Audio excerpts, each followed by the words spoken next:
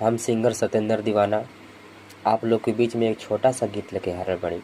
हमें आशा नहीं पूरा विश्वास है इस गीत को सुनेंगे और हमें वही प्यार दुलार देंगे जो आप एक अपने बेटे बेटी को प्यार दुलार देते हैं।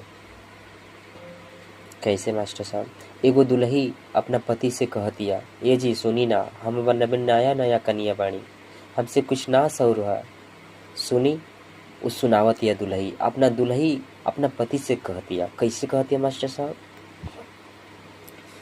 नया दुल्हन बानी बा चढ़ल जवानी, नया दुल्हन बानी बा चढ़ल जवानी, दुल्हन के ई बात बा जरूर लगा दना,